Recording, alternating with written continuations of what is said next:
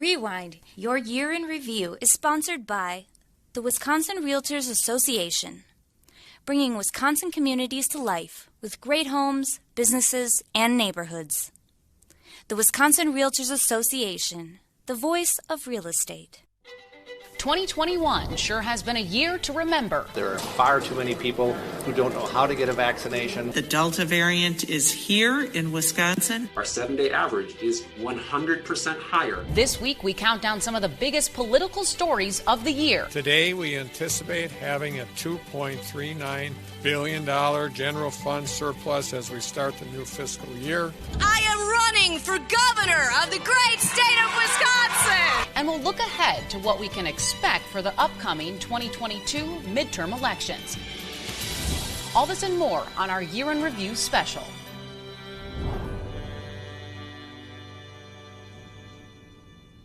Hi, I'm Emilee Fannon. And I'm J.R. Ross. Welcome to our Rewind 2021 Year in Review special. We are going to count down, of course, some of the biggest political stories of the year. So let's first start from 10, JR. Number 10, drumroll please, is workforce woes. Now, there's been a lot of developments with the Department of Workforce Development throughout the year. Some of the big highlights, let's start with August, is when Wisconsin's unemployment claim backlog was eliminated.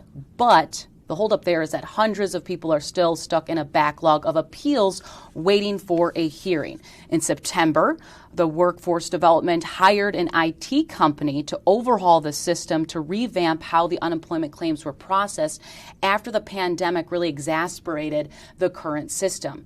We also saw federal unemployment benefits were eliminated and work search requirements reinstated. But with all of this, we still have this huge workforce shortage. Republicans are blaming, the federal unemployment claims. They have issued several proposals throughout this year trying to help the struggling workforce, employers who are looking to hire people and qualified people as well.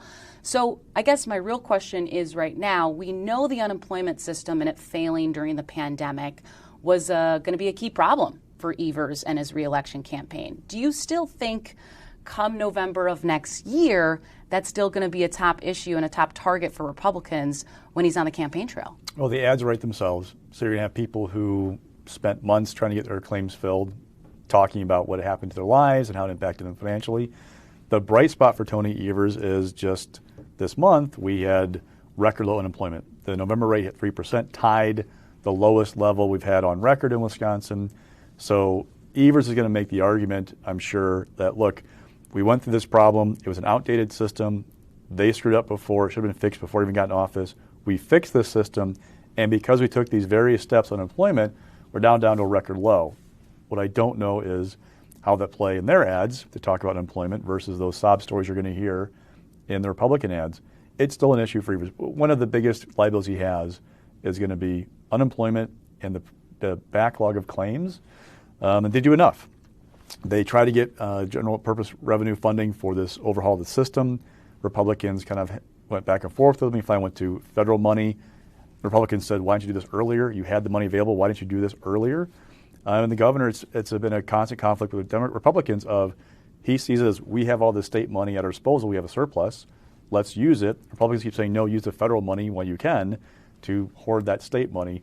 But yeah, it's still going to be an issue next year. Republicans will make it an issue.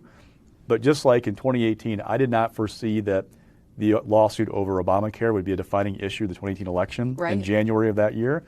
I don't know what's going to be the defining issue come next fall because it's such a long way away in politics. It's a lifetime. And some of the messaging we might see is that Governor Evers recently also used some of that federal money, about $60 million, for projects to kind of ease the workforce struggles. We've seen Republicans introduce legislation to give unemployment benefits to those who are fired due to vaccine requirements.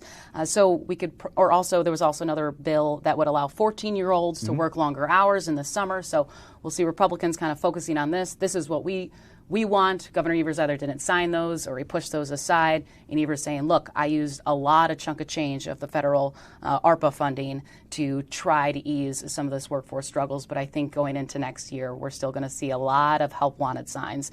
I know, I'm sure me and you have gone out to eat or, going out and about, long lines, have to wait much longer times because people just can't hire people. And a warning sign long term, not to be a Debbie Downer here, but we got new numbers from the Census Bureau about growth in the states between July 1st of 20 and July 1st of 2021. Wisconsin's growth rate was less than 0.1%. It was number 28th in the country for growth. It's not great. Long term, we have the work shortage issue. That's going to be a problem. But a decade from now, when they do another census and try to figure out who's got seats and who doesn't, we could be on the verge of losing a seat in 10 years unless that trend picks up and we have better growth in Wisconsin or more immigration in. All right, we are now going to move to topic number 9. We have picked Mayor Tom Barrett, I guess, packs his bags for mayor, and he will be heading to Luxembourg. It was December 16th that the U.S. Senate confirmed Tom Barrett to serve as ambassador. This sets up a new era in the city of Milwaukee to serve after his nearly 2 decades in Milwaukee. Now, as of December 22nd, Barrett was officially formalized a transition of authority to now acting Mayor Cavalier Johnson. Now, currently there are 8 candidates seeking to become the next mayor. And the key is here that this is a much shorter timeline, JR, that candidates have to prepare. Mm-hmm. So how do you see some trying to, some have name recognition, but a lot of them are going to have to do a lot of work when it comes to fundraising and getting name recognition out there. Remember, to get on the spring ballot, usually you start circulating nomination papers December 1st. Well, they lost a month of just getting several weeks of getting nomination papers out. So I'm not sure the deadline exactly is for the mayoral race, but it's a shorter window. And this is also a plus and minus for Cavalier Johnson. So being acting mayor gives him the chance to show he can do the job. The window to do the job is very narrow. He almost would have preferred Barrett to leave closer to spring, so it could have been an April primary and a May special election, or even the fall, because then you have all this time to be the mayor to show you have a plan.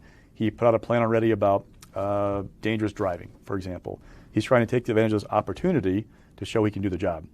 Will it be enough of an impression for voters, though, to trust him? Remember, Marvin Pratt was acting mayor, but for a very short window, when he lost to Tom Barrett in 2004 for this office. And Milwaukee does not like to fire their mayors. Once you become mayor, you stick around for a long time. So whoever wins this election is going to be there for a while. And the question is, who's the contender besides Cavalier Johnson? Now, Marina Dimitrovic, she is a progressive, only high-profile woman in the race, or one of the only high-profile women in the race. Does she have that lane we talk about, like the East Side progressives we talk about in Milwaukee politics? Cavalier Johnson is obviously black, trying to be the first elected black mayor in Milwaukee. Marvin Pratt was also a black mayor, but he's acting mayor. But you have Ernell Lucas, who's also a black candidate. Where does the black community go with those folks? Where does the business community go, right? There are Republicans in Milwaukee, believe it or not. There are a number of them. They have places they want to go. Bob Donovan's running, but he's run for mayor before and didn't do very well. So do Republicans rally around him, think this may be his shot? Or they go, well, who's the safest, quote unquote, or most acceptable Democrat to us? It's a lot of things like that to watch in that race and how it plays out, plus who can raise the money and build the infrastructure to have a good campaign rolling by February. And another important role that will be for them is attracting a convention, right? Mm-hmm. We already know that the city of Milwaukee filed to have the Republican National Convention.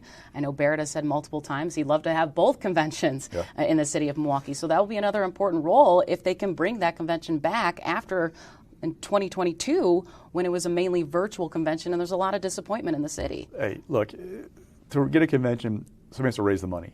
And so Republicans are kind of talking about it. They're kind of getting organized. But until I see the money, it's hard to believe they really come to Milwaukee. Republicans would love to tweak Democrats by saying, look, you guys screwed Milwaukee by coming here virtually in 2020. We actually care about Wisconsin. We're committed to Wisconsin and Milwaukee because we're better than you guys kind of thing. I just don't know if there's the appetite to raise the money because it cost, they had to raise $40 million plus for the Democrats, right? Does the donor community have the appetite to write those checks again? And then where's Milwaukee fit versus the other cities in contention for the convention? Because it's not just, we're a swing state in 2016, 2020, 2004, 2008 and 12, not so much. But where are we at the pecking order? Georgia may be more important than we are right now. Arizona more important than we are because they were closer elections in 2000, or 2020. So that's what I'm kind of watching too, is where do the parties feel like they're best symbolic move is for a convention versus Milwaukee. All right, we'll move on to our next topic, which is the education system.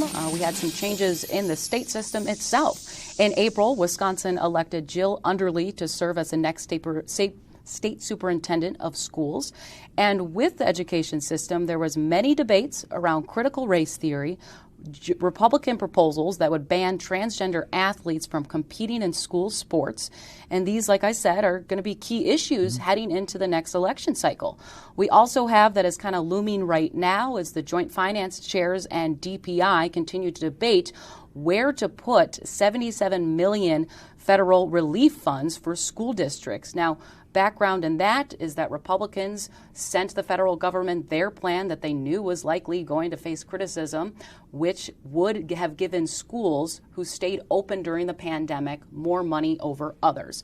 Now, with all of this evolving education news that we've seen throughout, I think the key question I want to ask you, JR, is number one is what we saw is parents want, or what the Republican message, I should say, is parents want more say of what's being taught in their schools, what's going on in their schools, and they want to see some transparency with that. So do you see this being a key issue for Republicans, especially we've already seen former Lieutenant Governor Rebecca Kleefisch make this a key centerpiece of while she's out on the campaign trail? So a couple of things. One, parents saw what was happening in classrooms during the virtual instruction of the pandemic, right? Before this thing got off to school, how was your day at school? Fine. What'd you learn? Nothing. That was the end of the conversation. They were in the classroom essentially watching over their children's shoulders what was going on, how it was being taught. Now, it's not a one-to-one scenario because you're virtual. It's not like being in the classroom necessarily. That said, it opened this window for parents who are getting more involved. The thing is, though, I don't know if it's a defining issue or if it's a motivation issue for a part of a certain segment of the voting population. Remember, in Virginia this past fall with the election there for their governor, critical race theory was on the ballot, and it was used during that debate for the governor's race about what's going on. Terry McAuliffe also made a horrible, horrible gaffe in saying that parents pretty much shouldn't have a say in what's going on in their kids' classrooms. That was not a great line. He hoped Tony Evers is better versed than that on his talking points when he goes in debate next fall. But we also had critical race theory on the ballot in these recall elections in suburban Milwaukee. They did not succeed. And I asked people, well, why not? What was the difference? And the difference was there's more than critical race theory in the ballot in Virginia. There was Joe Biden. There was the unease about crime. I mean, just go down the inflation, all the talking points of like what's happening in this country right now. That was on the ballot in Virginia. So my impression is that yes, it's a motivating factor for some parents, but it's not the motivating. It's not even the defining issue of the entire race.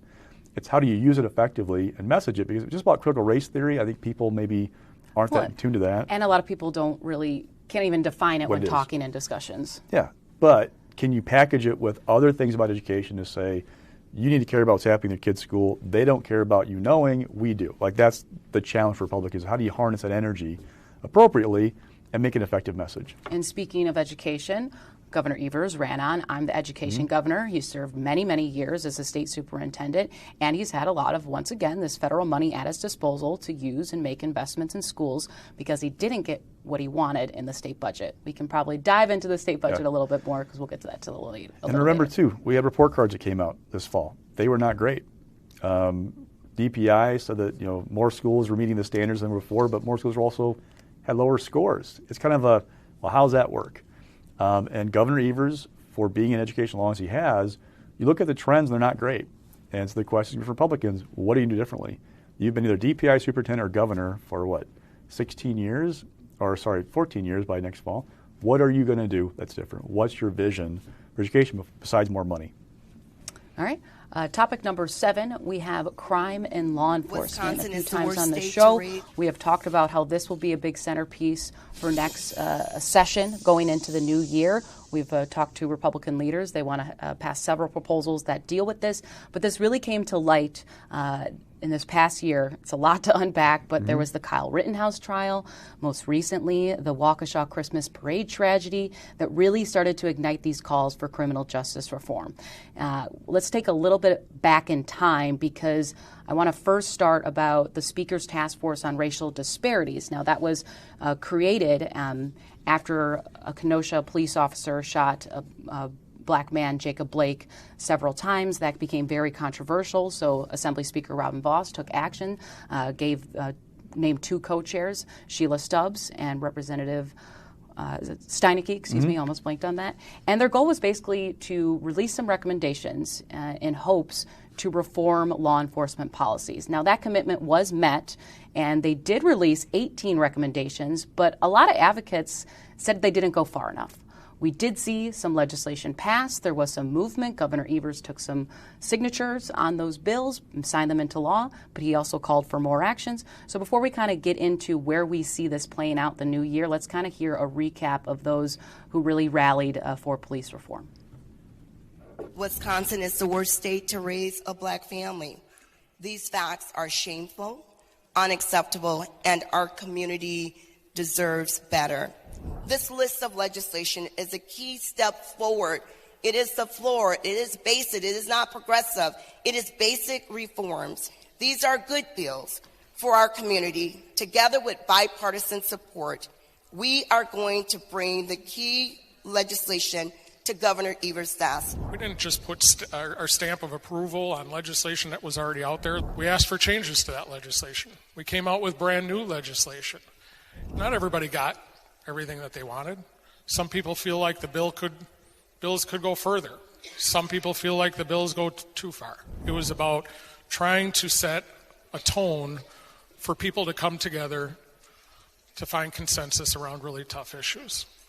I'm proud to announce a $45 million investment of our American Rescue Plan funds in violence prevention efforts and crime victim services. Of this $45 million investment, $25 million will go directly to violence prevention. So some of the proposals that we saw signed into law would ban chokeholds except in life-threatening situations or self-defense, requiring law enforcement to post their use of force policies online, provide grants to cities to fund more community-oriented police housing. Question for you, JR. We've seen those pass. Do we see more movement on police reform, or do you think Republicans are instead going to start focusing on bail reform, more of the things that they want to get done in lieu of the Waukesha Christmas Parades tragedy where we saw Darrell Brooks is now facing criminal charges for driving through the parade? The issue seems to have turned. There is a movement among conservatives to try and do criminal justice reform. On various fronts, that talk has died down a lot in Wisconsin recently, right? I have not seen another bill about police reform introduced since Darrell Brooks and what happened in Waukesha, right? The focus is all about bond. And you're going to see a message in the spring from Republican lawmakers of law and order, of backing the badge, of trying to keep violent people behind bars. And why hasn't Governor Evers removed John Chisholm, whose office recommended the bail of $1,000 for Darrell Brooks before he was released 11 days, I think it was, before the Waukesha parade? Does that conversation dominate? For Republicans, probably. What's the answer going to be from Democrats? What's their response going to be? Are they going to agree that there should be some changes to bail in terms of you're a violent person or committed a violent crime? Robin Vos, even though has said he wants to have bail reform, but doesn't want to be a de facto prison sentence, that you would lose your livelihood, your wife, possibly your family, if you were charged with a crime but later found to be innocent, because you're still innocent until proven guilty. So where is that line? Don't forget, Governor Evers last session vetoed a bill that if you were on parole or probation, something like that, if you committed any kind of infraction of these various rules, you could go back to jail. Does that discussion come back? Is that a different debate going forward? Because what we saw here, that's all the stuff to be watched, but you definitely can see a crime element to the 2022 campaign.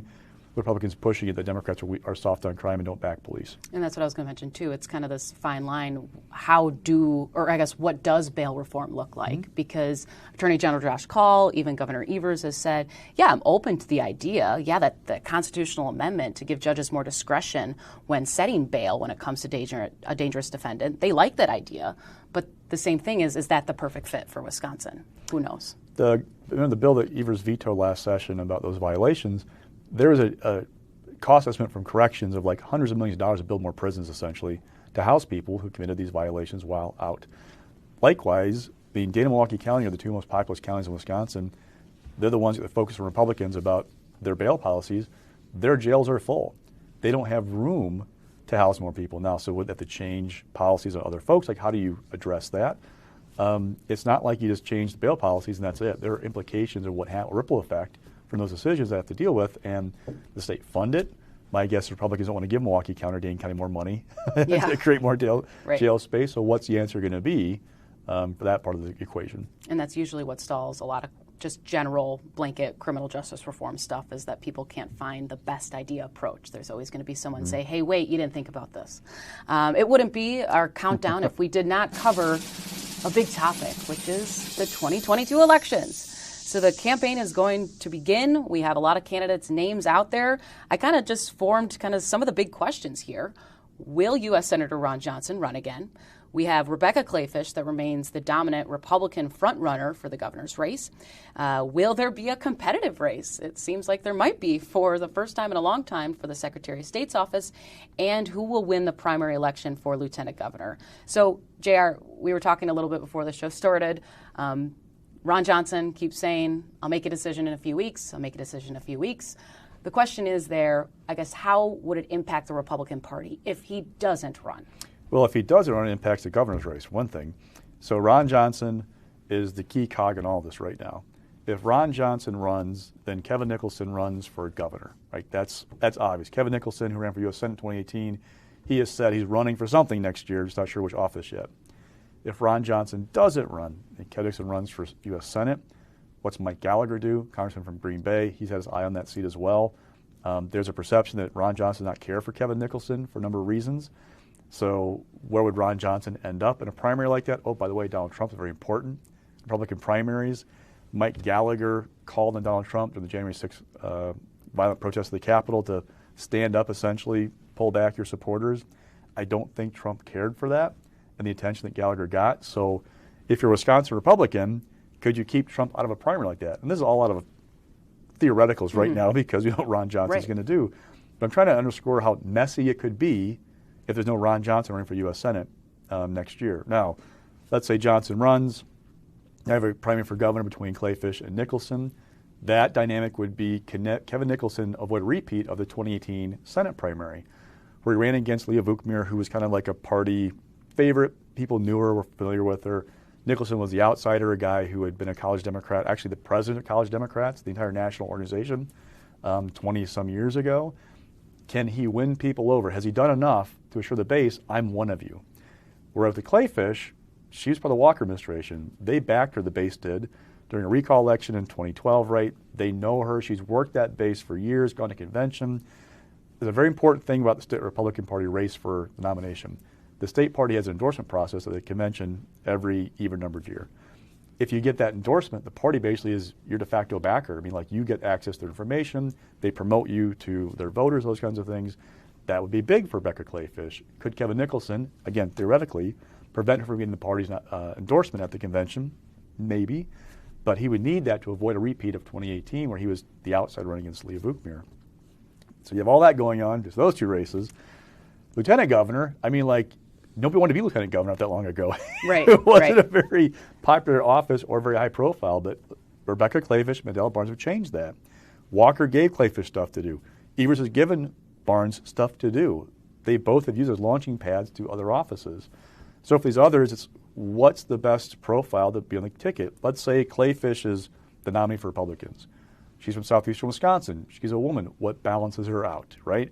Does it help this one from northern Wisconsin, like a Pat Testin, right? He's a state lawmaker from Stevens Point. Does that help her geographically to have him there? Ben Vogel, who's a former Johnson aide, would that help? He's also from southeastern Wisconsin, though. And the question really that Republican field is who can raise the money and get a campaign going? Testin's raised the money, right? He ran a competitive Senate race in 2020 and 2016, pulled one of the big upsets in 2016, beating Julie Lassa for that Senate seat around Stevens Point. So does he have the edge then? He's definitely in the top tier. Does he have the edge for that primary?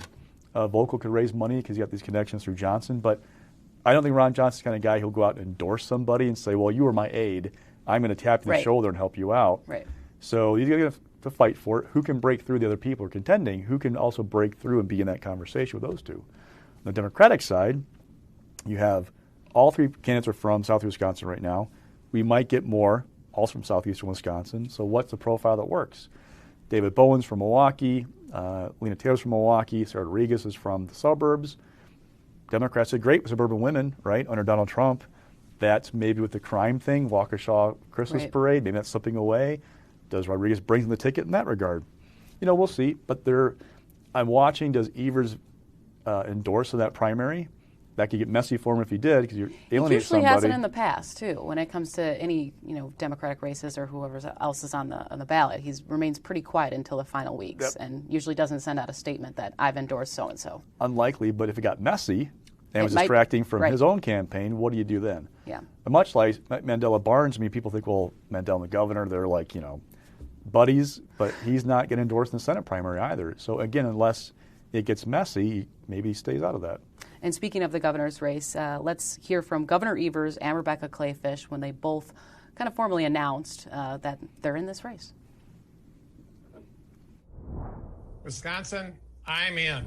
This is a moment when we can choose to fix the big problems in Wisconsin and bounce back stronger than ever before. That means doing what's best for our kids, creating good paying jobs, fixing our infrastructure, supporting small businesses, and making sure everyone has access to quality, affordable health care. We have 521 days to make it happen, folks, and I'm going to need your help to do it. But I know because of all of you watching tonight, we're going to win. So let's get to work, folks. I today announce I am running for governor of the great state of Wisconsin. We need to have safe streets, and we need to have schools with some type of educational standards, and we need good paying jobs. I will fight for you and everyone across this great state of Wisconsin. And we will take back the governor's office on November 8th of 2022, and we will do it all together for a stronger Wisconsin. And a last thing I want to hit on before we go on to our next topic is a competitive Secretary of State, right? Mm-hmm. We have Republican Amy Loudenbeck, who has kind of committed that she would like to give the office more control over the state's elections commission. And then you have longtimer Democrat Doug LaFollette, who's been there, I don't know, you got the facts, but a pretty long time, and he's got that charisma that a lot of people like, and a lot of people haven't really seen another box next to his name when they're voting. Doug LaFollette won that office in 74, took a 4-year leave when he ran for lieutenant governor in 78, won it again in 82, then a multiple candidate Democratic primary, then won the general election. Look, it's a question of, can a well-financed and organized Republican campaign beat, in a good environment possibly, beat the best name in Wisconsin politics? Like LaFollette is a golden name in Wisconsin politics. And you think about it, on the ballot next fall, we're going to have, you go from the U.S. Senate, governor, lieutenant governor's a ticket, attorney general. By the time you're the Secretary of State, do you know who these candidates are? Right. Did they break through? I don't know. Now, for Amy Loudenbeck, there's a challenge here. There's a big kind of buildup in the Republican base, about the election was stolen in 2020. Where are these guys at? The other candidates who aren't very well known are pretty adamant about they want to run elections, period, in Wisconsin, and they believe in the big steal kind of thing going on. So how does that play in the primary? Does Loudenbeck have to toe a line between not alienating moderate voters, but also like being conservative enough on that issue that the base is happy with her? Again, convention could be a big thing for her. She got the endorsement of the state party. But something to watch. People really haven't paid attention to that office in forever. LaFollette's been there forever. Now, one caveat, Doug LaFollette told me when Loudenbeck first filed that he didn't like really working from home during the pandemic. He's not really a big fan of that. He'll wait and see in March how it's looking and make a decision about running again, but he's pretty sure he's going to run in his 80s, so he's been there for a long time. Does that name have the magic still in 2022 if the environment's not good for Democrats? And we'll see. And number 5, we have Congressman Ron Kind announcing that he is retiring. Now, the congressman from La Crosse will not run for re-election and will retire after 13 terms in office. Now, the big question here is how this decision will impact the future of Wisconsin's 3rd congressional district. Before we dive into that, JR, let's hear from Ron Kind, who basically said he is tired when making his announcement. I'm here to announce that this will be my last term in office. I will not seek re-election as representative of this congressional district come next year. The truth is, I've run out of gas. At the end of this term, it'll be 26 years of running back and forth to Washington, D.C., and that takes its toll. But the other sad truth is, besides me running out of gas, is I'm part of a dying breed in public service today, in Washington and certainly in Madison. Someone who tried to be reasonable, pragmatic, thoughtful. I think we need more of that these days in both Washington and Madison and all levels of government. And we're seeing fewer and fewer of those type of people willing to serve, who don't believe that politics should just be a constant combat sport where the goal is just to destroy people on the other side. And unfortunately, we're seeing too many of those in public service today. Now, Kind, who has spent nearly 25 years in the House, faced a closer than expected election last fall. And what's important about the future of this seat is that we still don't know what the maps will look like next year. So a couple of things. One, Kind's retirement was kind of the first of the big ones for Democrats. We have seen a slew of them since this summer. That has reinforced the message of Republicans feel confident about winning the House next fall between the environment and redistricting process and Republican-held states. They can draw stronger maps for them. Democrats trying their best in their states do the same thing. But it looks good for Republicans to take control of the House. So longtime Democrats are going, I don't want to be the minority again. I'm getting out of here. The thing is with the map, with a least change approach the Supreme Court has called for and the map submitted to it as it decides what the lines look like, if it stays least change without significant revisions, it's a Republican trending seat. Derek Van Orden's raised $1.8 million for the end of September. That's a lot of money for a challenger candidate. Now we have several Democrats who are running. Brad Pfaff, state senator. Blanking on a couple of others. Rebecca Cook from Eau Claire. We have a former CIA agent running as Will McGrath. So they've got interesting backgrounds. I'm not sure can they raise the money and have the profile to kind of catch up in a Republican trending seat. Now, if things turn around, if it's a better environment for Democrats, different story. If that district moves a little bit in the southeastern part, because of more of the Dane County areas west of Dane County, that could help them, help Democrats. But if it stays as it is, good environment, good money for Van Orden, good numbers. It's not a great seat right now for Democrats to defend in Wisconsin. Yeah, it will definitely be a race that we'll be watching and see if the House can hang on to their majority in 2022, like you mentioned. Topic number 4, something we love about and love to dive into. It's JR's favorite topic is redistricting. So heading into next year, Governor Evers and Republicans will square off in court to determine the fate of Wisconsin's new legislative and congressional maps. Now, Republicans, we've said this many times, want to implement a least changes approach to redrawing the maps. And Democrats have long said that the current maps are gerrymandered and gives Republicans too much of an advantage in elections. Now, we've talked about this many times on the show before, JR, of, looking ahead, the courts are going to have a few options to look for. So let's first recap that, and then we'll kind of dive in to let our audience, we'll tell them about why this is important, why people should care about this. So the court asked for briefs for maps first on December 15th. The parties submitted their maps. That process underscored that with a least change approach, Republicans can have an advantage. I mean, if you do least change approach, you can't draw a 50-50 map in Wisconsin in the Assembly. It's just the way that it is. Now, it's not just the maps that Republicans are in control or are in control because of those. It's a combination of the maps, the trends politically in Wisconsin, money, message, quality of candidates. I mean, there are seats that used to go Democratic top of the ticket. Republicans kept wanting at the bottom because they had a better message, better candidate. Still, these new maps, the other ones that are proposed, are really locking in. There's a Republican majority in the Assembly and the Senate coming the next decade. The question is, how big is it going to be? For Congress, same thing, least change approach. You have to move some things because Dane County is growing really, really well. St. Croix County a bit as well, the Fox Valley, but you have to move some people to accommodate for that. Where those voters go from the Dane County area, they go into the first, southeast part of the state. They go over west, and the third go up to like the fifth. Where's that going to go? Those are things that I'm watching. But, really, this is all about setting the. Well, I should tell you back. It's not necessarily the next decade. At least the next 2 years it sets the foundation for maps. And why I say that is, even after court draws the maps, you can go back and draw a new map and pass it to the legislature and get the governor to sign it. So that's why Evers' election is so important next fall in some ways for Democrats. This map they hope will be better than what Republicans drew and passed, that was vetoed.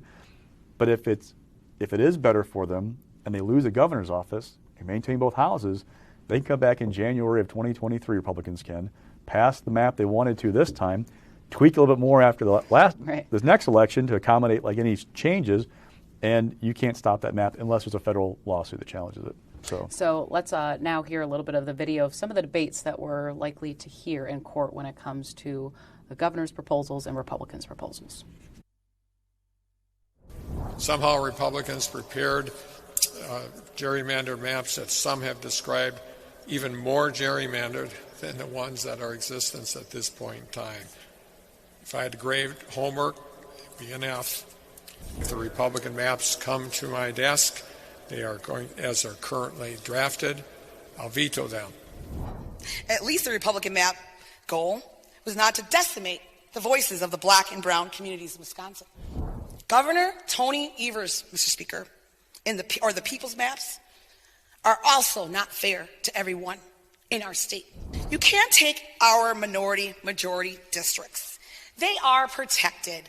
We meet all the elements to have them and replace them with opportunity districts. These maps are illegal and a perversion of justice that cannot stand, Mr. Speaker.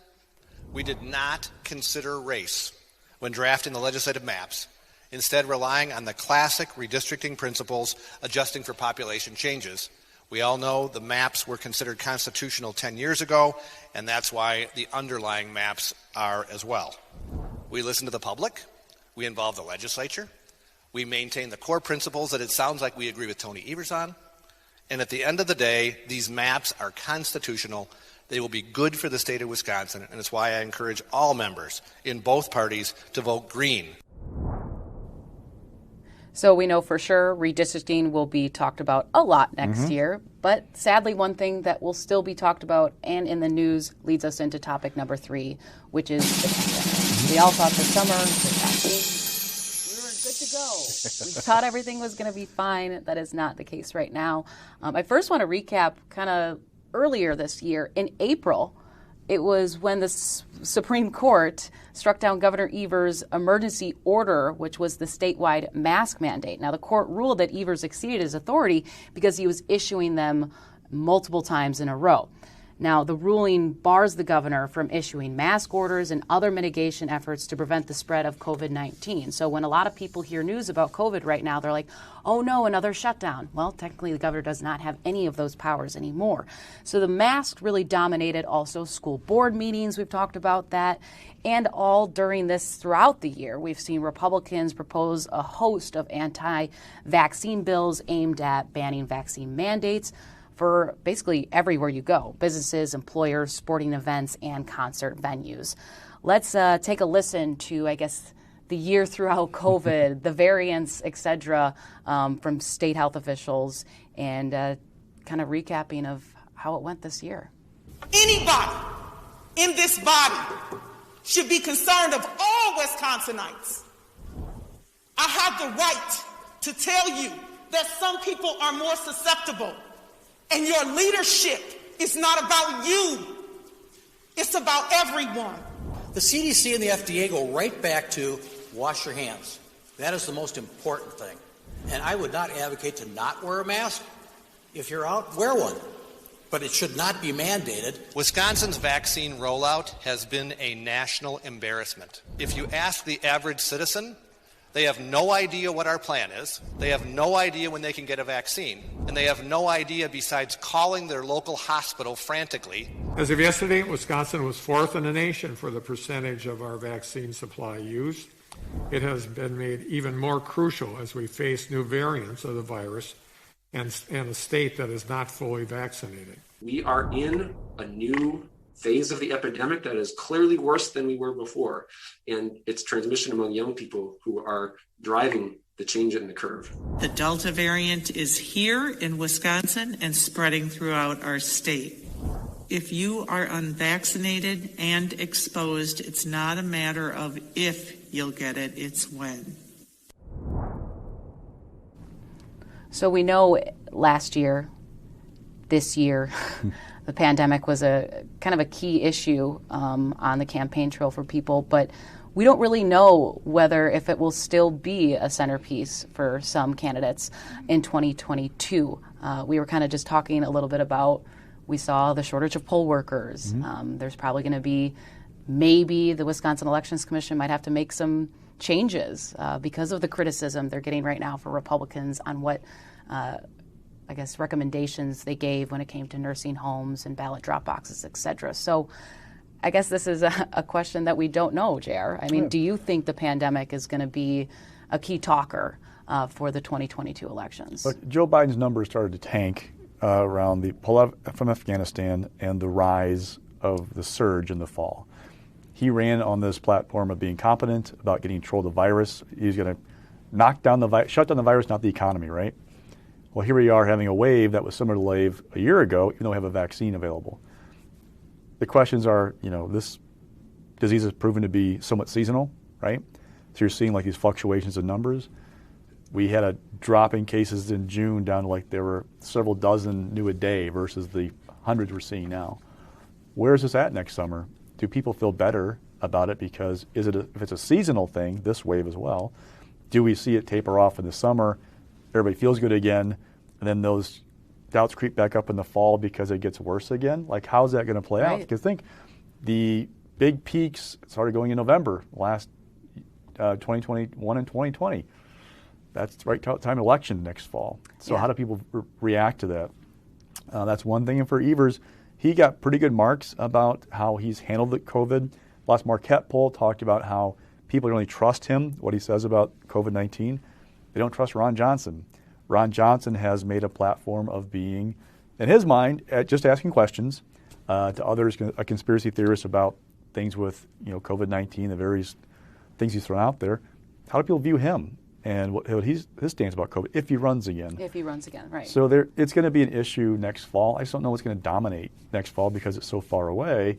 But I don't think this is going to go away anytime soon. Right, and we just don't know how the virus and this new variant, the Omicron, how long it's going to last, and who knows? We all want it to be over, but still have to take precautions. Now, topic number 2, we have to talk about the 2022 election. Even though we are heading into 2022, there is still a hot button issue with the 2022 election and the fallout. Of course, to recap the year, Assembly Speaker Robin Vos hired former Supreme Court Justice Michael Gableman to conduct an investigation of the 2022 election.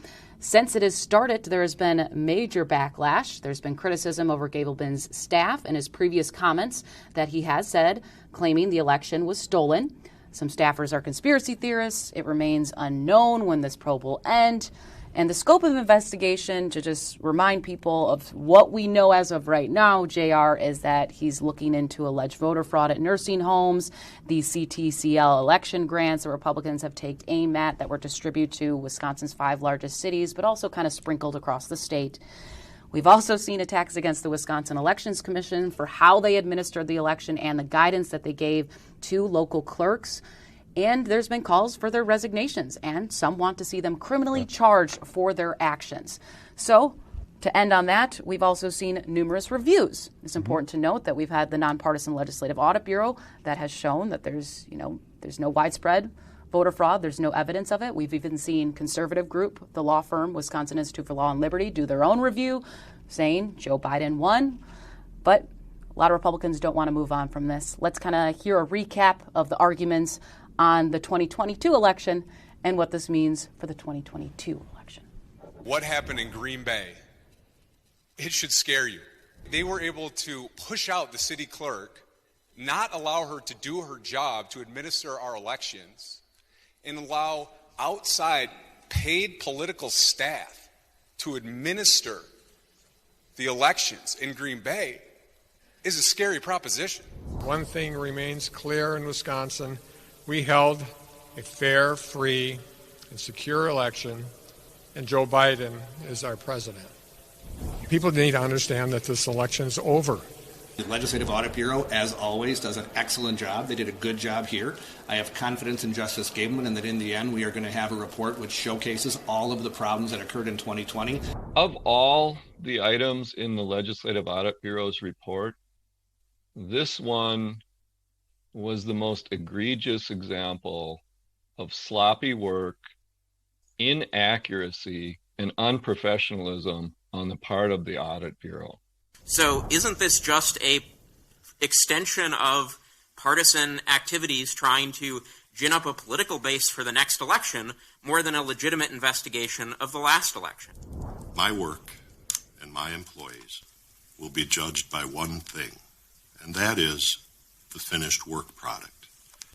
And right now, what is preventing the finished work product is the fearful running and hiding. There's a simple explanation for almost every single thing that people accuse election officials of doing. There's an explanation for almost all of it. And so I think the Gableman investigation should come to a close sooner rather than later. So, JR, one thing I'm watching for is, are we going to see more Republicans like Senator Bernier speak out about this probe, calling for it to end? Who knows? Also, when will it end? Yes. We love that question because we don't know. Remember, there's a hearing January 21st in one of these various proceedings with this thing, the one about trying to compel the mayors of Green Bay and Madison to testify or be jailed if they refuse. That's just a briefing hearing, a briefing scheduling hearing. So they're going to lay out when the briefs are due. That means we're not seeing this thing end anytime soon. And the question becomes to me, and I've asked this to people, if it comes out in March, April, May, June, pick your month, does the result impact the election next fall? We've talked to the Republican base. There are some folks in the base who are convinced the election was stolen, that lawmakers are doing enough to put Donald Trump back in office, even though that can't happen, right? We know you can't reverse the decertified Wisconsin electoral votes. But if they're disappointed, isn't it better to disappoint them earlier than later? You can then, if you're a Republican, make the argument of, hey, we tried all these bills, Evers vetoed them, we did our best, he's the problem, you should come out and vote in the fall. Gordon Hintz had an interesting theory when I interviewed him for a year in an interview that Republicans want to keep this going indefinitely because they can always say there's an investigation about the election without disappointing the voters that they're catering to right now. For Democrats, Evers says, look, I'm the bulwark against all these election changes. I'm the one stopping the craziness. Is that an effective message to get people to come out and vote next fall? The Dem base is not very excited right now. Joe Biden's had his issues. He hasn't delivered on a number of things he promised liberals. So what's going to motivate them next fall? Is this going to be enough? Is it something like this? Bring them out next fall, because Evers needs an engaged Democratic base. He can't have a depressed base next fall in a good Republican year and win re-election. Exactly. All right, we'll move on to biggest drum roll.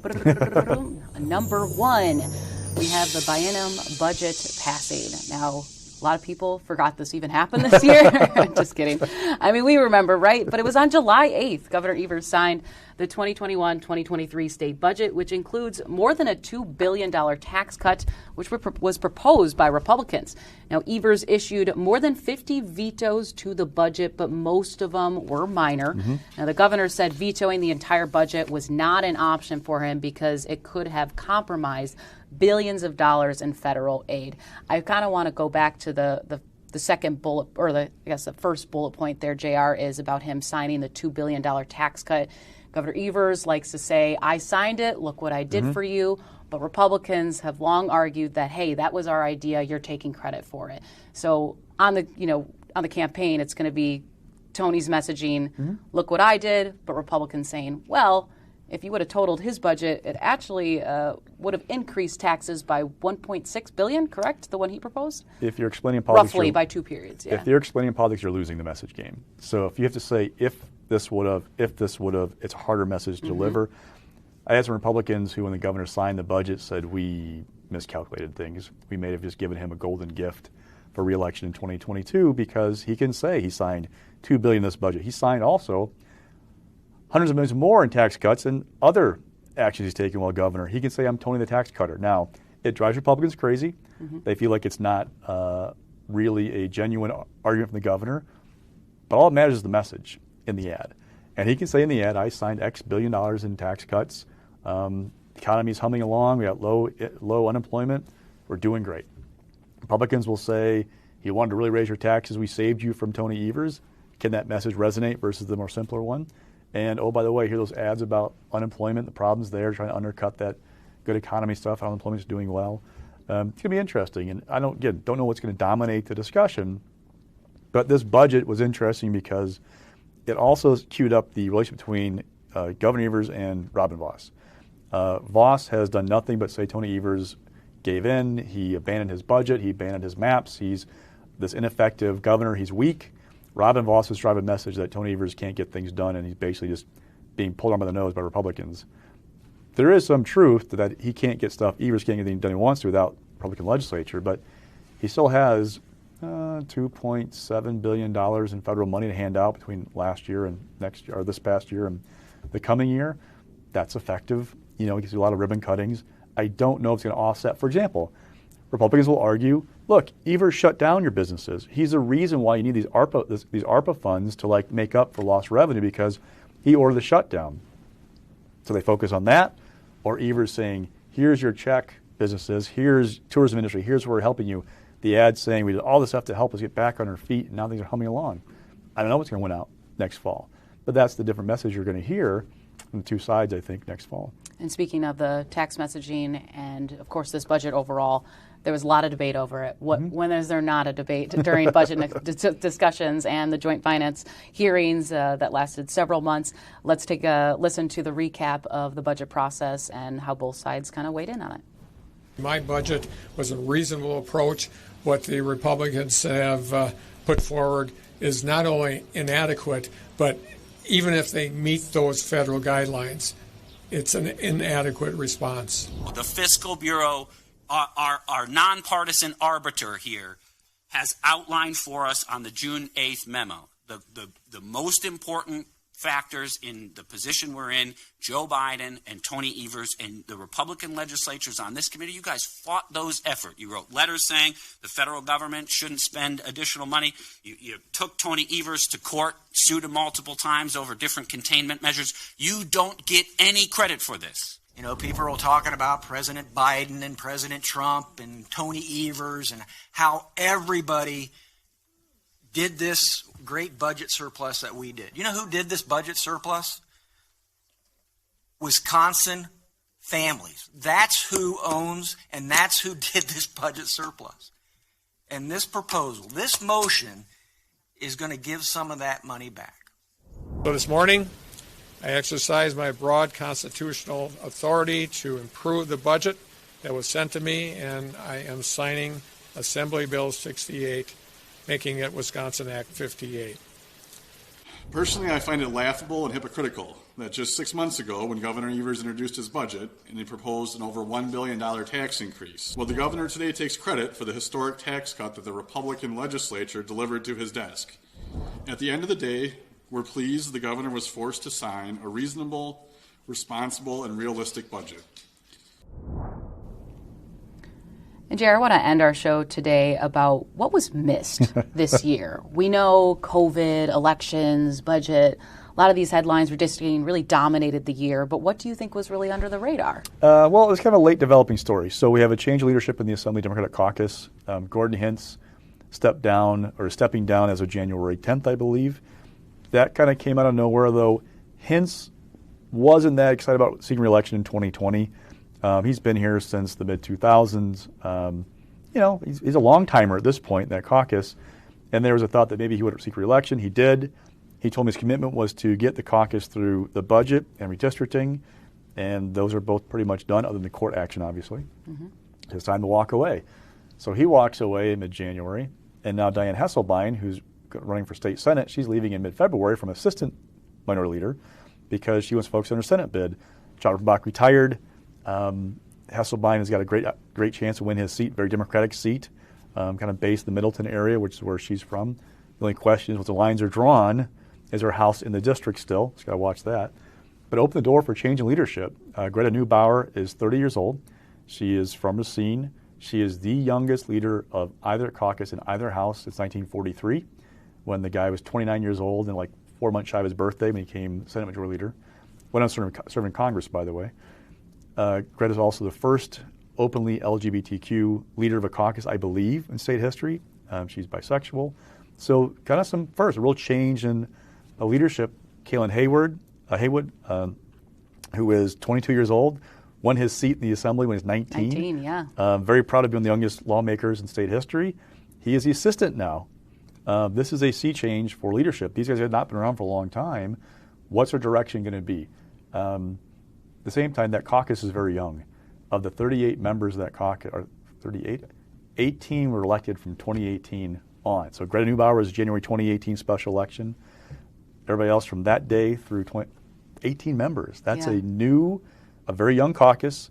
They're a little more progressive, a little more aggressive sometimes their tactics than maybe their predecessors were.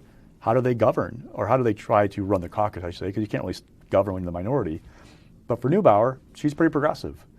She has to win seats in places like on Alaska, where Steve Doyle is from, up north where Beth Myers represents, and Nick Milroy. You can't run a Madison and Milwaukee-based caucus or agenda and win seats in rural Wisconsin. The Democratic Party brand is cratered in rural Wisconsin. How do you bring it back? What's your message going to be? That'll be interesting. Now, she served on finance, which helped. And she's not a newbie to politics. Her father served in the assembly back in the 80s. Bring that up, yeah. Her mother was an appeals court judge, ran for the Supreme Court. She knows it's the family business. But how is she going to run that caucus? What's the message going to be? How are they going to try to get out of the hole that they're in? The maps aren't going to help. You got to find great candidates, raise lots of money, and take your shots where you can. Is she up to that task? And that will be something we'll definitely be watching next year. All right, JR, thanks so much. That will do it for this week. I'm Emilee Fannon. And I'm JR Ross. Thanks for joining us. Rewind, your year in review, is sponsored by the Wisconsin Realtors Association, bringing Wisconsin communities to life with great homes, businesses, and neighborhoods. The Wisconsin Realtors Association, the voice of real estate.